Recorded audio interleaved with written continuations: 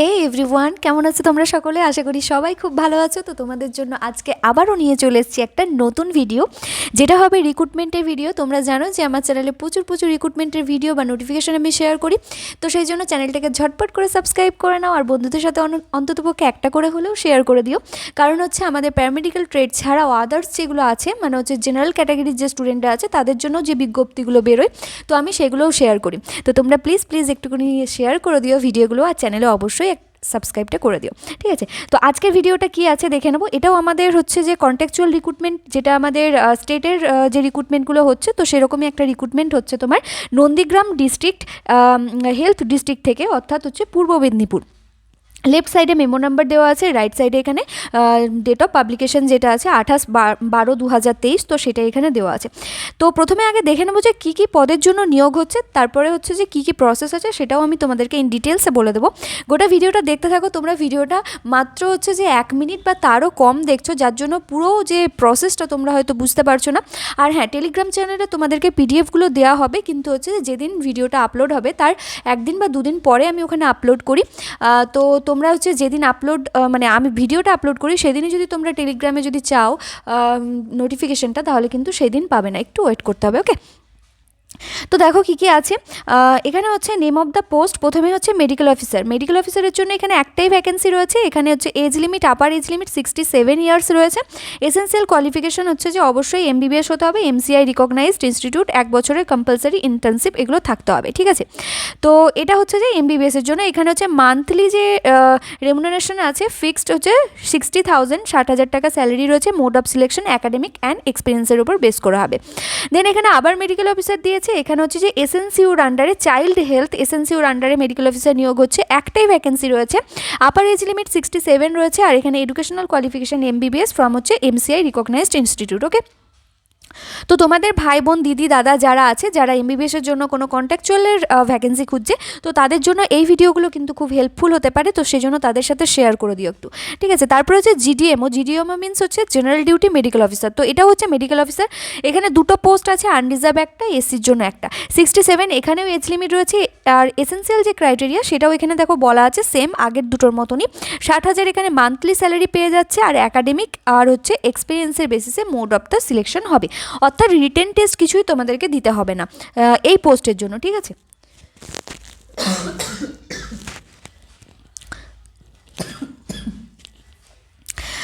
তো তারপরে দেখো এখানে আছে মেডিকেল অফিসার পার্ট টাইম, অর্থাৎ হচ্ছে ফুল টাইম মেডিকেল অফিসার একটা নিচ্ছে, আর হচ্ছে পার্ট টাইম।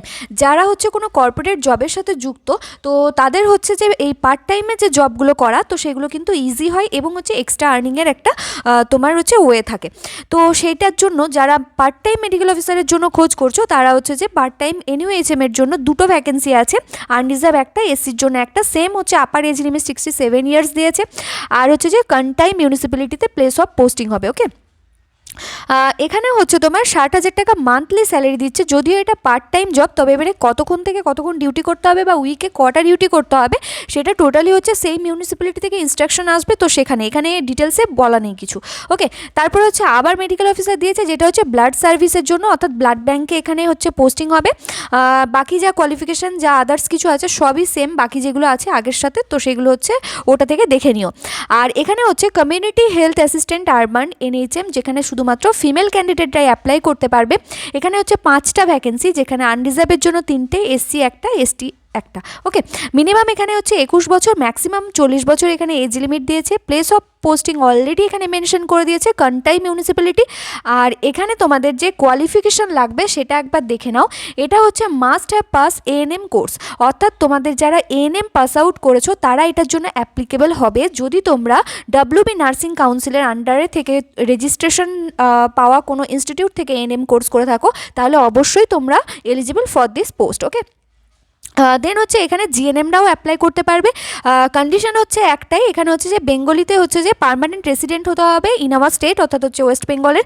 অ্যান্ড হচ্ছে তোমাকে লিখতে পড়তে এবং সাবলীলভাবে মানুষের সাথে কথা বলতে যেন বাংলায় কথা বলতে পারো, এটা হচ্ছে টার্মস অ্যান্ড কন্ডিশনের মধ্যে পড়ছে। তো আমাদের স্টেটের তো এটার কোনো সমস্যা নেই, আদার স্টেট থেকে কিন্তু এখানে অ্যাপ্লাই করতে পারবে না।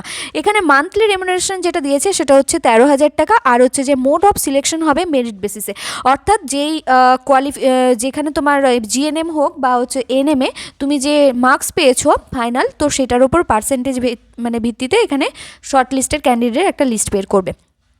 তারপরে দেখো, এটা আমাদের যে ভ্যাকেন্সি আছে ল্যাবরেটরি টেকনিশিয়ানের জন্য, এখানে হচ্ছে আইসিটিসির আন্ডারে নেবে, একটাই পোস্ট রয়েছে যেটা হচ্ছে এসটির আন্ডারে পড়ছে। ম্যাক্সিমাম এখানে 60 বছর পর্যন্ত এজ লিমিট দেওয়া আছে।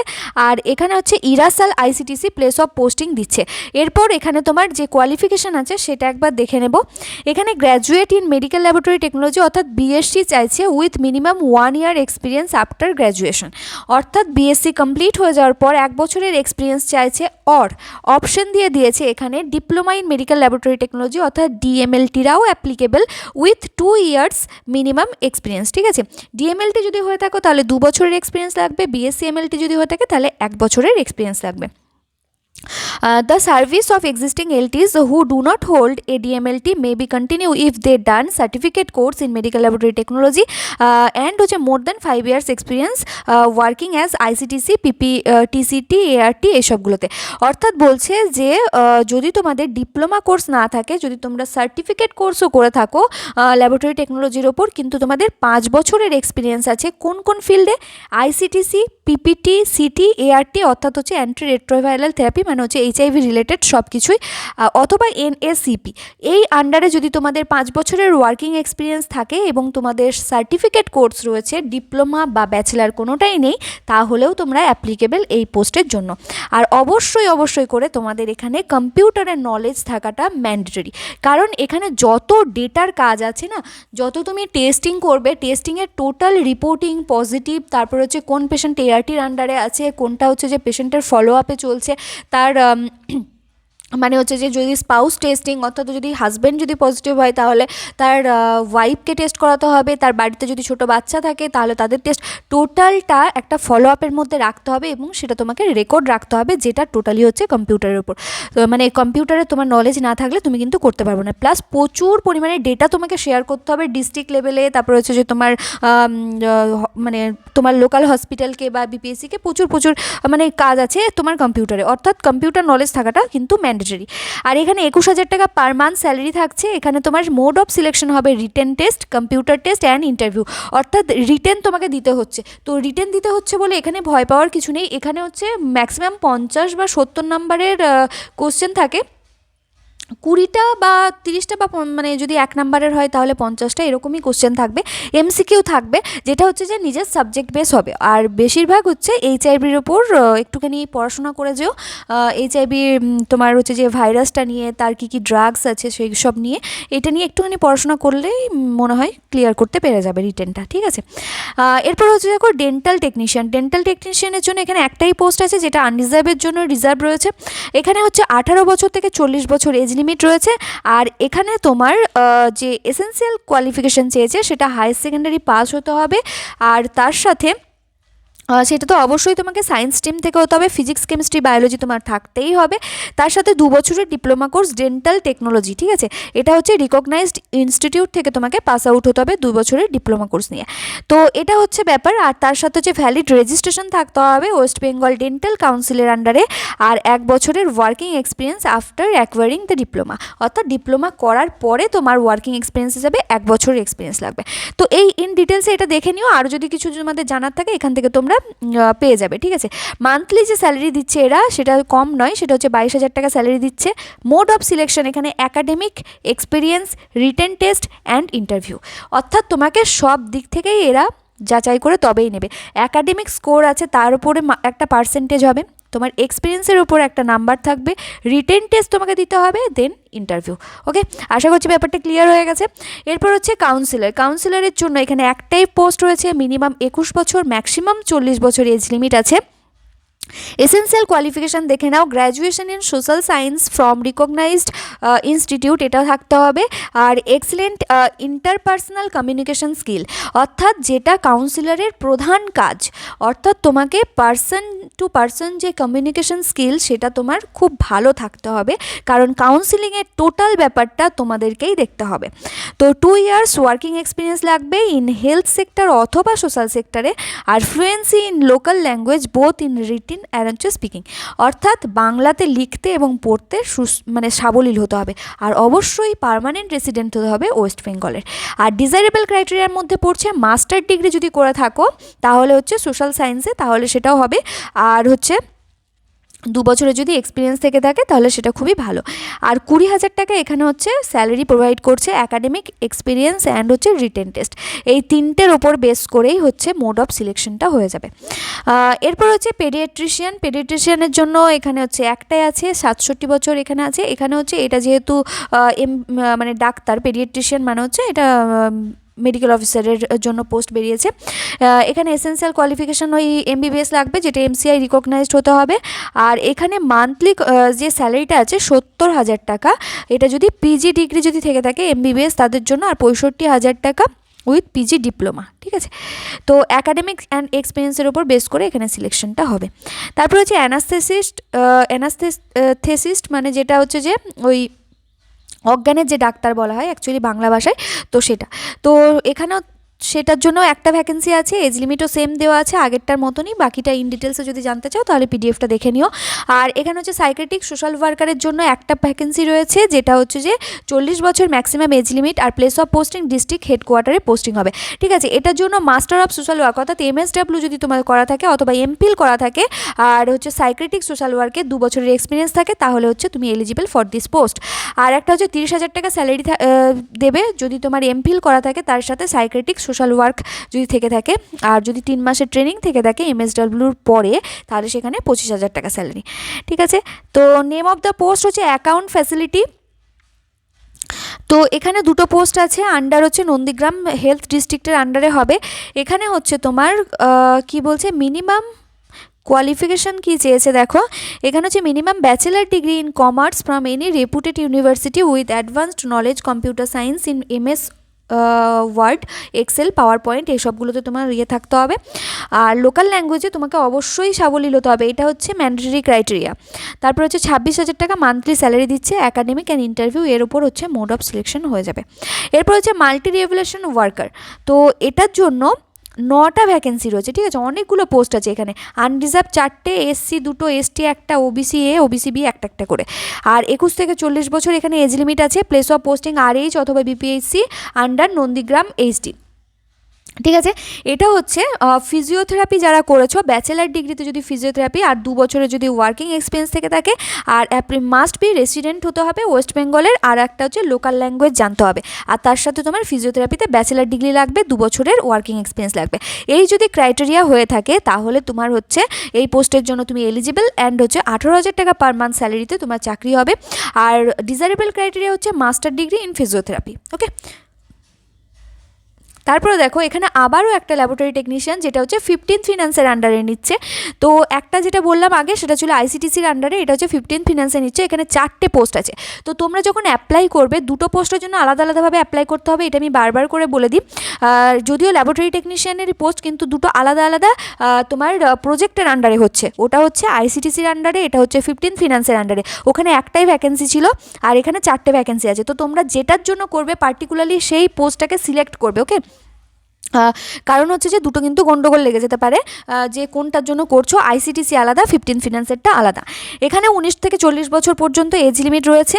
এখানে তোমার কোথায় প্লেস অফ পোস্টিং দেবে সেটাও বলা আছে, নন্দীগ্রাম HD অথবা হচ্ছে রিয়াপাড়া RH, আরও অনেক কিছু দেওয়া আছে। তো এই তিনটের মধ্যে যে কোনো, মুখবেরিয়া RH একটা দেওয়া আছে, তো এইগুলোর মধ্যে যে কোনো জায়গায় পোস্টিং হতে পারে। এসেন্সিয়াল কোয়ালিফিকেশনটা দেখো, এখানে হচ্ছে 12 pass with physics, chemistry, mathematics, biology থাকতেই হবে। Diploma in medical laboratory technology from institute recognised, যেটা হচ্ছে যে স্টেট মেডিকেল ফ্যাকাল্টির আন্ডারে হতে হবে, অথবা DLT যদি থাকে স্কুল অফ ট্রপিক্যাল মেডিসিন থেকে, তাহলে সেও হচ্ছে এই পোস্টের জন্য এলিজিবল, ঠিক আছে। আর 2 বছরের কোয়ালিফিকেশান হচ্ছে যে মানে ওয়ার্কিং এক্সপিরিয়েন্স লাগবে এখানে, যদি ডিজাইরেবল ক্রাইটেরিয়া চাও তাহলে। সেটা হচ্ছে যদি কোনো প্রাইভেট ল্যাবরেটরি হোক বা হচ্ছে যে কোনো পলিক্লিনিকে যদি তোমরা কাজ করেছো, যদি ওয়ার্কিং এক্সপিরিয়েন্স দেখাতে পারো সেটাও খুব ভালো। এখানে 22,000 টাকা স্যালারি বলছে, mode of selection academic and experience. এরপর হচ্ছে যোগা ইনস্ট্রাক্টর। যোগা ইনস্ট্রাক্টরে হচ্ছে 6টা মেল নেবে, 6টা ফিমেল নেবে, ঠিক আছে। আর কত কী ক্যাটাগরিতে কী আছে সেটা তোমরা দেখতেই পাচ্ছ। এখানে হচ্ছে যে 40 বছর ম্যাক্সিমাম এজ লিমিট। আর তোমার এখানে কোয়ালিফিকেশনটা দেখে নাও, হায়ার সেকেন্ডারি অথবা মাধ্যমিক পাস উইথ সার্টিফিকেট থাকতে হবে। Diploma in yoga affiliated by West Bengal council, এটা তোমাকে থাকতে হবে। Candidate must be registered with WBCYN আর একটা permanent resident of West Bengal. এই ক্রাইটেরিয়া যদি ফুলফিল করতে পারো তাহলে হচ্ছে তোমরা এই পোস্টের জন্য এলিজিবল। মেল আর ফিমেল দুটোই এখানে নেওয়া হচ্ছে। মেলদের জন্য 8,000 টাকা আর পার সেশন, অর্থাৎ হচ্ছে 32টা সেশন থাকবে, 250 টাকা করে পার সেশনে থাকবে। আর ফিমেলের জন্য হচ্ছে 5,000 টাকা, যেখানে 20টা সেশন থাকবে, 250 টাকা পার সেশন, ঠিক আছে। তো এই অনুযায়ী হচ্ছে যে তোমাদের যে স্যালারিটা হবে সেটা হবে অ্যাকাডেমিক আর ডেমনস্ট্রেশন ইন্টারভিউ, এটার উপর হচ্ছে তোমার সিলেকশন হবে। তো তারপরের যে ভ্যাকেন্সি আছে যদি কিছু তো দেখি, না আর কিছু নেই। এখানে অনেকগুলো ভ্যাকেন্সির কথা বললাম, প্রচুর পরিমাণে ভ্যাকেন্সি নিয়োগ হচ্ছে, বিভিন্ন ক্যাটাগরিতে নিয়োগ হচ্ছে। তো এই সুযোগটা কিন্তু ছেড়ো না। আর এখানে অনলাইন অ্যাপ্লিকেশন হবে, যেটা হচ্ছে তোমার হেলথের ওয়েবসাইটে গিয়ে www.wbhealth.gov.in এই ওয়েবসাইটে গিয়ে তোমরা অ্যাপ্লিকেশনটা করতে পারো। আর অ্যাপ্লিকেশন করার পর অবশ্যই একটা প্রিন্ট কপি নিয়ে রাখবে, কারণ যখন ডকুমেন্ট ভেরিফিকেশনের জন্য ডাকবে তখন ওটাই তোমার হচ্ছে ডকুমেন্টস হিসেবে কাউন্ট হবে। আর কবে দেখো, লাস্ট ডেট অলরেডি এটা স্টার্ট হয়ে গেছে। তো কবে হচ্ছে তোমার লাস্ট ডেট সেটা একবার দেখে নাও। Last date registration and fees payment, তো রেজিস্ট্রেশন আর ফিস পেমেন্টের জন্য 12 তারিখ হচ্ছে লাস্ট ডেট, জানুয়ারির 12 তারিখ। আর হচ্ছে তোমার last date of final or full submission of application, সেটা হচ্ছে 13 তারিখ। অর্থাৎ রেজিস্ট্রেশন আর ফিসটা তোমাকে 12 তারিখের মধ্যে কমপ্লিট করতে হবে। পুরো ফাইনাল যে প্রসেসটা আছে সেটা তুমি 13 তারিখের মধ্যে কমপ্লিট করতে পারো, ঠিক আছে। তো এখানে ওই জিনিসগুলোই বলা আছে, আর এখানে মানে আলাদা করে আর কিছু এখানে বলার নেই। তো এটা তোমরা পিডিএফটা দেখে নিতে পারো। আর বাকি হচ্ছে যে কি দিয়েছে, এটা আপার এজ লিমিটটা দিয়ে দিয়েছে। আচ্ছা, এখানে তোমরা বাকি হচ্ছে কোথায় কি যদি নাম্বারের ভাগটা দেখতে চাও যে কততে কত দেবে, তাহলে হচ্ছে তোমরা এইটা থেকে দেখে নিতে পারো, ঠিক আছে। এবারে হচ্ছে কত ফিজ আছে সেটা একবার বলে দিই।